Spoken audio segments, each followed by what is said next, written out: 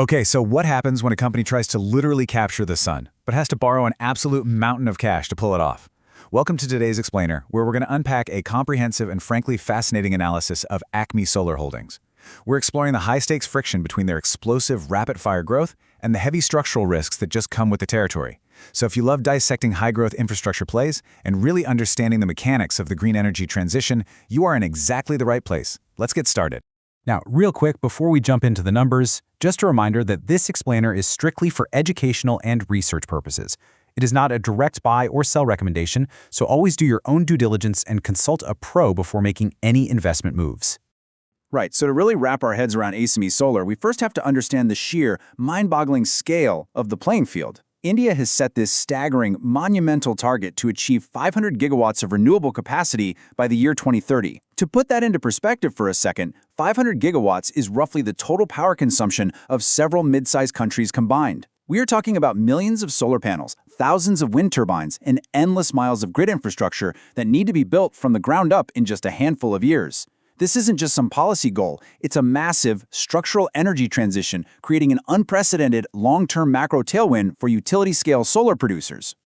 Here is our game plan for today. 1. The Indian renewable boom. 2. ACME's core business model. 3. Explosive financial growth. 4. Charting the stock's momentum. 5. The bear case of high debt. And 6. The final verdict. Let's kick things off with Section 1. The Indian renewable boom and this structural energy transition. The industry tailwinds pushing this sector forward are just off the charts right now, and they're all colliding at exactly the same time. On the demand side, you've got skyrocketing electricity needs. Think about the explosive growth in EV adoption needing millions of charging stations. Then, layer on top of that the massive power requirements of all these new AI data centers, which are basically just giant, power-hungry warehouses. The grid is being stretched to its absolute limits. But, coupled with this booming demand, is a massive supply-side advantage. The costs for solar modules and battery storage have literally fallen off a cliff over the past decade. It's the missing puzzle piece that finally makes solar viable at a massive scale, dramatically improving project returns.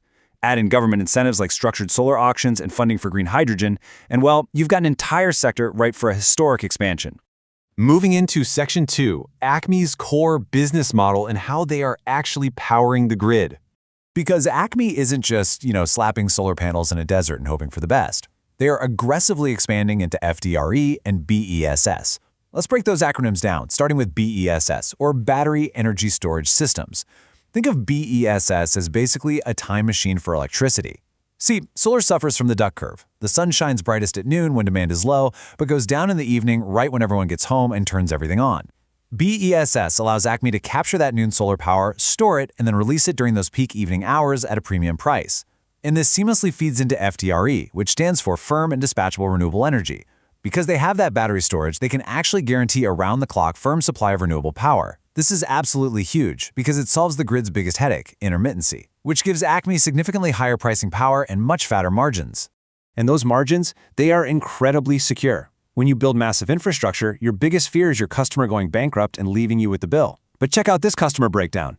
ACME's revenue is heavily backed by long-term power purchase agreements, or PPAs, with central and state government utilities. The Solar Energy Corporation of India makes up nearly 24%, followed by massive economic engine states like Telangana and Maharashtra. What we're looking at here is sovereign backing. That is the holy grail of infrastructure. If a private customer defaults, you're in trouble.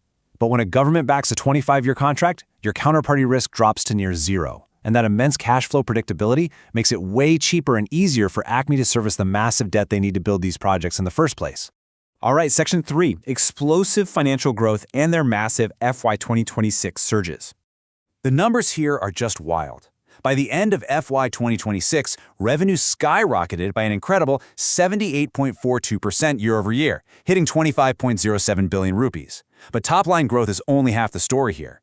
Their net income surged by nearly 98% year-over-year to roughly 4.99 billion rupees. This outsized earnings acceleration is a textbook example of operating leverage. In a fixed-cost business like solar, once your panels are paid for and turned on, the ongoing costs are incredibly low. That means for every new dollar of revenue ACME makes above their break-even point, a massive chunk of it falls straight to the bottom line as pure profit. Just look at that absolutely staggering operating profit margin of 88.04%. I mean, wow. Because their cash flows are locked in by those long-term government PPAs. And, well, the sun shines for free. The day-to-day operating costs to maintain these solar farms are microscopic. This near-monopoly level margin sets up a really fascinating psychological tug-of-war for investors, perfectly captured by their PE ratio of 42.83. Traditional value investors might take one look at a 42 PE and run for the hills, calling it overvalued. But growth investors?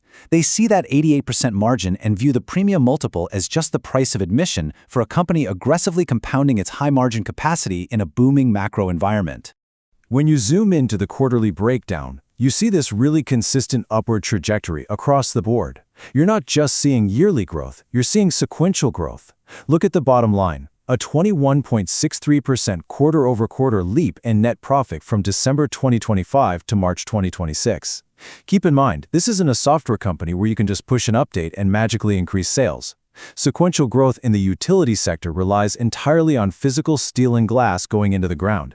It requires navigating land acquisitions, supply chain logistics, and grid connections. So seeing a 21% sequential jump proves that ACME's management isn't just hyping up their pipeline, they are aggressively and effectively executing in the real world. Which brings us to Section 4, charting the stock's momentum and looking at the technical setup. So shifting over to the technical landscape, the weekly chart is showing a beautiful setup. The stock has formed classic, bullish, cup with handle, and flat base consolidation patterns. But what does that actually mean if you're not a chartist? Well, it's all about investor psychology. The long 37-week cup represents a period where weak hands and impatient investors slowly sold off their stock. The handle is a brief, shallow consolidation, basically a final shakeout. When the stock finally breaks out of that handle on high volume, it signals immense relative strength and institutional accumulation. It means the big money, hedge funds, pensions, mutual funds, have stepped in and are quietly buying up massive blocks of shares, anticipating the exact fundamental growth triggers we just talked about. But we've got to look at the other side of the coin. Section 5, the bear case, high debt, and the harsh reality of infrastructure. Look, we absolutely cannot ignore the bear case here, because in the infrastructure game, the risks are literally structural. Yes, ACME boasts a massive project pipeline and secure sovereign PPAs, but we have to confront the fact that this is a highly asset-heavy, debt-funded business model. They carry a heavy debt-to-equity ratio of 2.32. Let's paint the doomsday scenario for a second. Debt is like an anchor on a speedboat. As long as the water is smooth and you're moving fast, you might not feel it. But what happens if interest rates suddenly tick up by just 1 or 2%? Or what if local supply chain issues delay a solar farm from connecting to the grid by 12 months? You still have to pay the massive interest on that debt, even if those solar panels aren't generating a single rupee. In an asset-heavy business, that kind of delay can absolutely wipe out millions in free cash flow, leaving the company incredibly vulnerable. And that vulnerability bleeds right into their valuation. The stock is currently trading at premium sector re-rating multiples, with the trailing PE hovering around 34 and a price-to-sales ratio of 7.5. To put that in context, traditional, slower growth utility companies often trade at half that multiple. When a stock is priced for perfection like ACME is right now, it leaves exactly zero margin for error. If a single government policy changes regarding energy tariffs, or if earnings miss by even a fraction due to those project delays we just mentioned, the illusion of perfection shatters. The market will mercilessly correct those premium multiples back down to earth. You are paying top dollar for hypergrowth, which inherently amplifies your downside risk. Let's bring it all together in Section 6, the final verdict. Is ACME actually right for you? So, based on the fundamental data, the technical charts, and the macro tailwinds, ACME Solar Holdings is a potent, but definitely aggressive play. Let's make this deeply personal to your own portfolio strategy. If you're a medium to long-term growth investor who wants direct exposure to India's energy transition, and you really don't mind a bumpy, volatile ride, this is a very strong candidate for you. Similarly, momentum traders are going to love the technical breakouts and the high beta action. However, if your portfolio prioritizes safety, if you're a value investor looking for a cheap bargain, or if you lose sleep worrying about heavy corporate debt and complex infrastructure execution risks, stay far away. This stock is a weak fit for dividend seekers or really anyone needing conservative capital preservation. ACME Solar Holdings is just a brilliant case study in the modern energy economy. It perfectly illustrates that the road to a green, sustainable future isn't just paved with shiny solar panels and high-tech batteries. It is paved with immense, staggering amounts of corporate debt and massive execution risk. It leaves us with one critical, provocative question to ponder. As the entire world races to borrow billions to aggressively power the grid of tomorrow, are we inadvertently risking the financial stability of today? Keep learning, do your research, and I'll see you in the next explainer. Oh, and let me know, which stock should we analyze next?